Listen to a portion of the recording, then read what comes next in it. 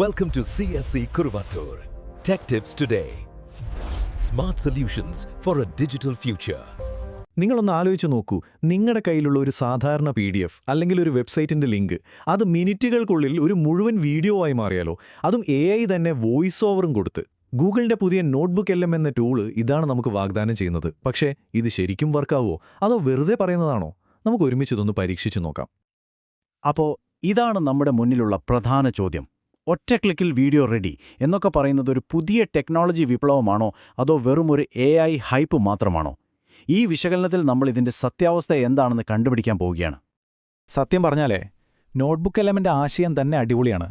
വായിക്കാൻ മടിയുള്ള, ചിലപ്പോൾ ബോറടിപ്പിക്കുന്ന PDFകൾ, നീളമുള്ള ഓഡിയോ ഫയലുകൾ, വെബ് ലിങ്കുകൾ, ഇതിനെയൊക്കെ ജീവനുള്ള സംസാരിക്കുന്ന വീഡിയോകളാക്കി മാറ്റുക, അതും നമ്മൾ കാര്യമായിട്ടൊന്നും ചെയ്യാതെ തന്നെ. ഇതാണ് അവർ മുന്നോട്ട് വയ്ക്കുന്ന ഏറ്റവും വലിയ വാഗ്ദാനം. ഇതിൻ്റെ ഒരു പവർ എന്താണെന്ന് വെച്ചാൽ, സാധാരണ ടെക്സ്റ്റ് ഫയലുകൾ മാത്രമല്ല, നിങ്ങൾ കേൾക്കുന്ന ഓഡിയോ ഫയലുകൾ അല്ലെങ്കിൽ ഒരു യൂട്യൂബ് വീഡിയോയുടെ ലിങ്ക് കൊടുത്താൽ പോലും മതി. അതായത് ഏത് രൂപത്തിലുള്ള ഇൻഫോർമേഷനെയും ഒരു വീഡിയോയുടെ കഥയിലേക്ക് മാറ്റാൻ ഈ ടൂളിന് കഴിയും. ചിലപ്പോൾ നിങ്ങൾ നോട്ട്ബുക്ക് LMനെ പറ്റി മുന്നേ കേട്ടിട്ടുണ്ടാവും. അതൊരു പോഡ്കാസ്റ്റ് ഉണ്ടാക്കുന്ന ടൂളായിട്ടായിരിക്കും. നിങ്ങൾ കൊടുക്കുന്ന വിവരങ്ങളെ വെച്ച് 2 AI വോയിസുകൾ തമ്മിൽ സംസാരിക്കുന്ന ഒരു പോഡ്കാസ്റ്റ്. എന്നാൽ ഇപ്പോൾ അവർ ഒരു പടി കൂടി മുന്നോട്ട് പോയിരിക്കുന്നു. വെറും ശബ്ദത്തിൽ നിന്ന് ദൃശ്യങ്ങളുള്ള ഒരു പരിപൂർണ വീഡിയോയിലേക്ക്. ശരി, ഈ പറഞ്ഞതൊക്കെ കൊള്ളാം. പക്ഷേ ഇത് ശരിക്കും വർക്കാകുമോ? നമുക്ക് നേരിട്ടൊന്ന് ടെസ്റ്റ് ചെയ്ത് നോക്കാം, അല്ലേ? ഞാനിതെങ്ങനെയാണ് ഉപയോഗിച്ചതെന്നും അതിൻ്റെ ഓരോ സ്റ്റെപ്പും എന്താണെന്നും നമുക്കൊരുമിച്ച് കാണാം. സത്യം പറഞ്ഞാൽ ഇത് ഉപയോഗിക്കാൻ ഭയങ്കര എളുപ്പമാണ്. അമേരിക്കൻ മസിൽ കാറുകളെക്കുറിച്ചുള്ള കുറച്ച് വിവരങ്ങൾ വെച്ചാണ് ഞാനിത് പരീക്ഷിച്ചത്. ആദ്യം ഒരു പുതിയ പ്രൊജക്റ്റ് തുടങ്ങി, അതിലേക്ക് എൻ്റെ സോഴ്സുകൾ അപ്ലോഡ് ചെയ്തു. പിന്നെ വലതുവശത്തുള്ള സ്റ്റുഡിയോ പാനലിൽ പോയി വീഡിയോ ഓവർവ്യൂ എന്നൊരു ബട്ടണുണ്ട്, അതൊന്ന് ക്ലിക്ക് ചെയ്തു. അത്രയുള്ളൂ. അപ്പോൾ ഇതിന് എത്ര സമയമെടുത്തുവെന്നല്ലേ? വിശ്വസിക്കാൻ കുറച്ച് പ്രയാസമായിരിക്കും. വെറും 10 മിനിറ്റ്. കൊടുത്ത സോഴ്സുകളൊക്കെ വായിച്ച് ഒരു സ്ക്രിപ്റ്റ് എഴുതി അതിന് വോയിസ് ഓവർ കൊടുത്ത് ചിത്രങ്ങളൊക്കെ കണ്ടുപിടിച്ച് ഒരു വീഡിയോ ആക്കാൻ എടുത്തത് വെറും 10 മിനിറ്റാണ്. ശരിക്കും പറഞ്ഞാൽ ഇത് അവിശ്വസനീയമായ വേഗതയാണ്. ഓക്കേ, വീഡിയോ റെഡിയായി. പക്ഷേ സ്പീഡ് മാത്രം മതിയോ? ക്വാളിറ്റി വേണ്ടേ? AI ഉണ്ടാക്കിയ ഈ വീഡിയോ കാണാൻ കൊള്ളാവുന്ന ഒന്നാണോ, അതോ കുറേ ചിത്രങ്ങൾ ഒന്നിനു പുറകെ ഒന്നായി കാണിക്കുന്ന ഒരു പവർ പോയിന്റ് പ്രസന്റേഷൻ പോലെയാണോ? നമുക്ക് നോക്കാം. ഇത് കേട്ടിട്ട് ഒരു റോബോട്ട് വായിക്കുന്ന പോലെ തോന്നുന്നുണ്ടോ? ഇല്ലല്ലേ. ഒരു കഥ പറയുന്ന രീതിയിലുള്ള സ്ക്രിപ്റ്റും നല്ല സ്വാഭാവികമായ ശബ്ദവും. വെറുതെ കുറേ കാര്യങ്ങൾ പറയുന്നതിന് പകരം മസിൽ കാറുകളുടെ ചരിത്രം ഒരു കഥ പോലെയാണ് AI നമുക്ക് പറഞ്ഞു തരുന്നത്. ഇതെന്തായാലും ഒരു സാധാരണ സ്ലൈഡ് ഷോ അല്ല. അപ്പോൾ ഇതിന്റെ പ്രധാന ഗുണങ്ങൾ എന്തൊക്കെയാണെന്ന് നോക്കാം. ഒന്നാമത്തെ കാര്യം, ചിട്ടയായ ഒരു കഥയുണ്ട്. വിവരങ്ങൾ അങ്ങുമിങ്ങും വാരിയിടാതെ ഒരു തുടക്കവും ഒടുക്കവുമൊക്കെയുണ്ട്. പിന്നെ വോയിസ് വളരെ നാച്ചുറലാണ്. എനിക്ക് ഏറ്റവും ഇഷ്ടപ്പെട്ട കാര്യം, കണക്കുകൾ കാണിക്കേണ്ട സ്ഥലത്ത് അത് തനിയെ ചാർട്ടുകൾ പോലുള്ള ദൃശ്യങ്ങൾ ഉണ്ടാക്കുന്നു എന്നതാണ്.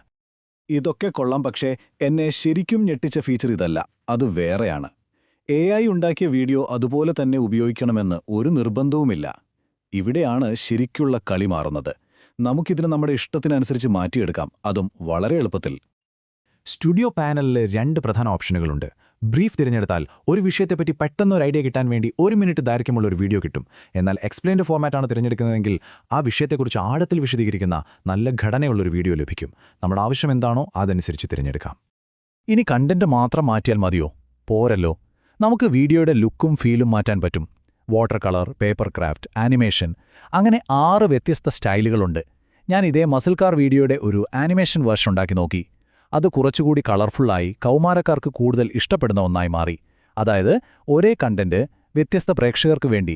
അതാണ് ഇതിന്റെ കഴിവ്. അപ്പോൾ എല്ലാം കഴിഞ്ഞ് നമ്മൾ ആദ്യം ചോദിച്ച ആ ചോദ്യത്തിലേക്ക് വരാം. നോട്ട്ബുക്ക് LMന്റെ ഈ വീഡിയോ ഫീച്ചർ ഒരു ഗെയിം ചേഞ്ചർ ആണോ, അതോ വെറുമൊരു കൺകെട്ട് വിദ്യയാണോ? നമുക്കിതിന്റെ ഗുണങ്ങളും ദോഷങ്ങളും ഒന്ന് ശരിക്ക് പരിശോധിക്കാം. ഗുണങ്ങൾ നമുക്ക് വ്യക്തമായിട്ട് അറിയാം. ഒന്നാമത്തത് സ്പീഡ്, പിന്നെ ഉപയോഗിക്കാനുള്ള എളുപ്പം. വീഡിയോ എഡിറ്റിങ്ങിനെക്കുറിച്ചൊന്നും അറിയാത്ത ഒരാൾക്ക് പോലും മിനിറ്റുകൾക്കുള്ളിൽ ഒരു വീഡിയോ ഉണ്ടാക്കാം. പക്ഷെ ഒരു കാര്യം നമ്മൾ മനസ്സിലാക്കണം, ഇതൊരു പ്രൊഫഷണൽ വീഡിയോ എഡിറ്ററിന് പകരമാവില്ല. ഇതിൽ വീഡിയോ ക്ലിപ്പുകൾ ചേർക്കാനോ ഓരോ ഫ്രെയിമും നമുക്കിഷ്ടമുള്ളതുപോലെ നിയന്ത്രിക്കാനോ സാധിക്കില്ല. അപ്പോൾ വേഗതയാണ് നിങ്ങളുടെ ആവശ്യമെങ്കിൽ ഇത് ബെസ്റ്റാണ്. പക്ഷേ പൂർണ്ണമായ ക്രിയേറ്റീവ് കൺട്രോൾ വേണമെങ്കിൽ ഇത് നിങ്ങൾക്കുള്ളതല്ല. അപ്പോൾ ശരി, ഇങ്ങനെയൊക്കെയാണ് കാര്യങ്ങൾ. ഇതാർക്കാണ് ഏറ്റവും കൂടുതൽ ഉപകാരപ്പെടുക? ഇതിന്റെ യഥാർത്ഥ ഉപയോഗങ്ങൾ എവിടെയൊക്കെയാണ് വരുന്നത്? എന്തുകൊണ്ടാണ് ഇത് നിങ്ങൾക്ക് പ്രധാനപ്പെട്ടതാകുന്നത്? ഇതിന്റെ സാധ്യതകളൊന്ന് ആലോചിച്ചു നോക്കൂ. സെയിൽസ് ടീമുകൾക്ക് അവരുടെ പ്രോഡക്റ്റ് ഡെമോകൾ പെട്ടെന്ന് വീഡിയോ ആക്കാം. വിദ്യാർത്ഥികൾക്ക് വലിയ വലിയ ലേഖനങ്ങൾ എളുപ്പത്തിൽ പഠിക്കാവുന്ന വീഡിയോകളാക്കി മാറ്റാം. ബ്ലോഗർമാർക്ക് അവരുടെ പോസ്റ്റുകൾ സോഷ്യൽ മീഡിയയ്ക്ക് വേണ്ടി വീഡിയോ രൂപത്തിലാക്കാം. ഒരു ബിസിനസ് പ്ലാൻ ഇൻവെസ്റ്റർക്ക് മുന്നിൽ അവതരിപ്പിക്കാൻ ഒരു വീഡിയോ പിച്ചാക്കി മാറ്റാൻ മിനിറ്റുകൾ മതി. സാധ്യതകൾ ഒരുപാടുണ്ട്. അവസാനമായി ഒരു ചോദ്യം ഞാൻ നിങ്ങൾക്ക് വിട്ടുതരുന്നു. ഇതുപോലെയുള്ള AI ടൂളുകൾ നമ്മൾ പഠിക്കുകയും ജോലി ചെയ്യുകയും ചെയ്യുന്ന രീതിയെ മൊത്തത്തിൽ മാറ്റിമറിക്കുമോ? നിങ്ങളുടെ ജോലിയിൽ അല്ലെങ്കിൽ നിങ്ങൾ പഠിക്കുന്ന വിഷയത്തിൽ ഇതിനെന്തു മാറ്റം കൊണ്ടുവരാൻ കഴിയുമെന്ന് ഒന്ന് ചിന്തിച്ചു നോക്കൂ.